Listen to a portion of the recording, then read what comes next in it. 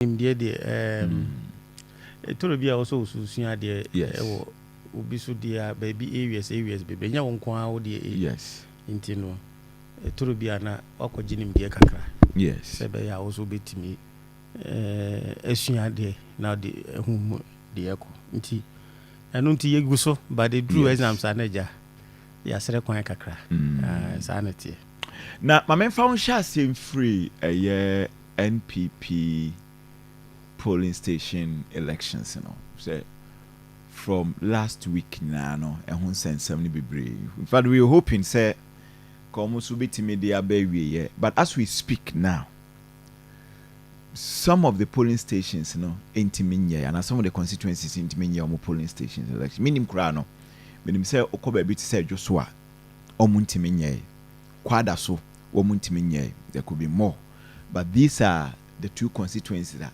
As at this morning, na metimenya confirmation say almost so intimi enye omo primary. Meaning, say one monitor ma fine.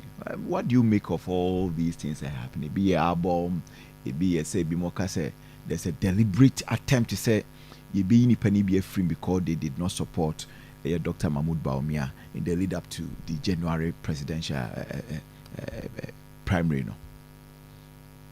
Evans, my main chair were for ni wahwefo online platforms na mo na mo ankasa se dem kan na ba ha chentino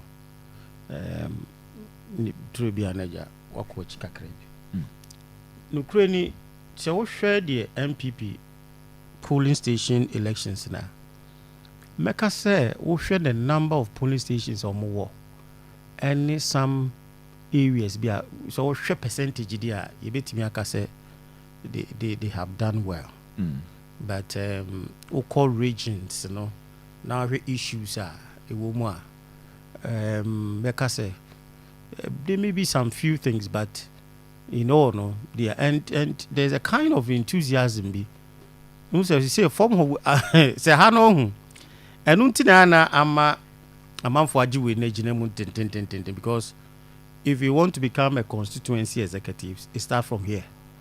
If you want to become an MP it starts from here. If you want to become a presidential candidate it starts from here. Inti and at this the time so more increase the numbers at the base. Inti no bibia obi apese oye bia no at the end of the day no say when timi enya the rightful people at the base na ebe how enti me fan say obi a constituency chairman no kaso be 2 MP this is the time that person can do that work. So be so ye MP no person maintaining who and also person stay in office this is the time enti ama looking at the number of people who were on the ground any amount for interest in you better since obey your na what me nya for into the system. It's any problem bia but say amount for ginemu bibia and we are moto aba baby ato mo de awie but a some few areas I may fan say we see say amount for so ka say any me support to what do we call it Dr. Bawumia one support me in yes and no say no so na a weak kind of strategy I would cooperate constituency bi o ha and for presidential candidate ho and you support our support there are issues just per se is issues in yet Miami nipa honorable Kwambabwati and you on the time share free eduo me ne former foreign minister yi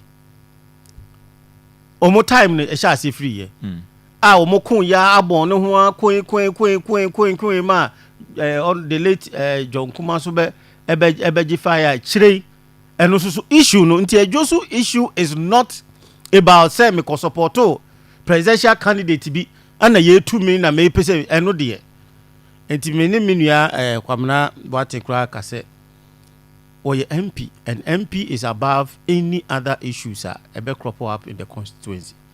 Into one share no one in the executives no constituency executives because one team in the chairman and conto kwa constituency.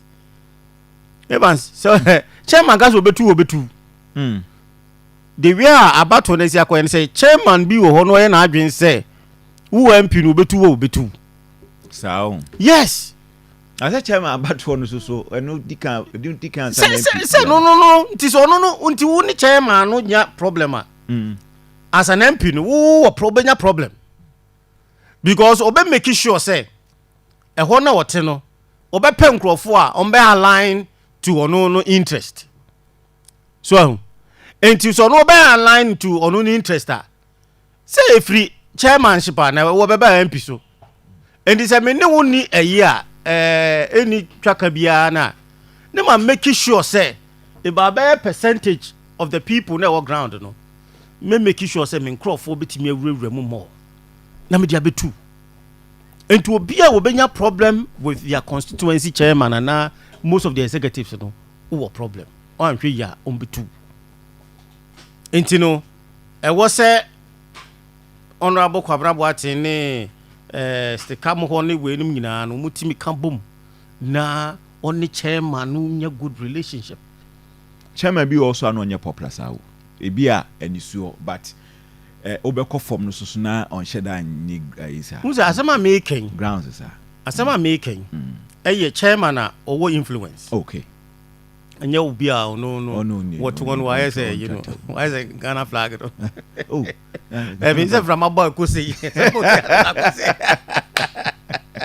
I'm not devaluing the flag but who say Jina flag is here and from but direction be from Bobia flag okay and this our chairman no dey o di agura and no emwa yes but chairman na on the ground no is dangerous and a chairman so abache oh Evans chairman be a watch pa wo constituency because we hear Josu die ya chairman watch o enti basa issues na one share the dynamics of the constituency now you what we say for bibia normal sa constituency bia ne dynamics Josu die ne die enye ne Kwabena Boateng wa betom enti if mo fa nko hye presidential candidate because obi so wo ba omia bi ono so obi so free other camp contest no other constituency. I see. Enti wo no meka se bia me nti e bia me so man support ba omia nti ana ye contest me but obi so wo constituency bia o support ba omia obi so contest no. So that logic that no mutade be ye e be fa om ho ye you know a constituency base issues are constituency base. But you see there are other accusation be say omo enya challenges with omo constituency executives no enipa bi na akosho machi say because in the lead up to a year 2026 or January a year flag bearership race no omo an supported Dr. Mahmoud Bawumia intine ya Dr. Mahmoud Bawumia win no ne camp no and so go for the heads of these people allegedly just to ensure say they also pay them back. Is that the case? And I say just mere perception. Don't say party no your camps, your groups. It depends on how you handle yourself when some of these things support how they support to be. And all these things will depend on communication and a kwanya amfa so bekasa. So ubetimia will be camp. Now then you say you share abena a year or I'm not say sorry. Onya problem mutu nana. Ono de maintain. E bia na eja PAC ninti. Oh, Debbie, why busy? Debbie, you are talking about issues. So I don't know there. Omu binya omadwe so omukutu no enti na meka say the we obesi akasa the we obesi aye wo nneoma wo party no so wo mu ha na wo camp kura na make sure say unkasantia your opponent within the party. Okay. So especially if you are a young person because who more future e wo party no mu chain obi ono no me fan say bi asabi wakopa aban sika bi anase bi waban aba wanya bibia free mo team na wa wo young person no any your statement against presidential anase camps no omom de da no also you very very very careful. And politics, you know, Evans, your enemy can become your best friend. Yes. Into who ya DBA was also very careful. Into the ACC no, enti na make us say, ma omon fa responsibility nin ko share presidential candidate me ko support to yenti and ye to me free ho. Bebre enti sa. And na me ma example of a Josu situation. It's not about who you support in the presidential way. And your issues that talks about the album, polling station album, no, from that do you mean or say time. Okay. And that's how issue ni crop you. Ache. So a Josu issue, who ni mo abagin say ebia kwabra boate ne John Kuma de no, I started John Kuma kra obenya we ni kra there were issues. And no ama problem about a Joshua because ebi moju say you mu free, right? We went to do a research at that place and people are peeved because John Kumam time no some of them thought say omu free nti you say ama results a Joshua constituency no and said that stronger a kofa independent ni we mu nyina ba mu no nti the issue now is not Kwabra Boatin bia or support to Ken enti na mo pamune free ho, but there is an issue about the album. My discuss it to you. I am privy to and I say minim phone conversation a call so between lawyer Kwabra Boatin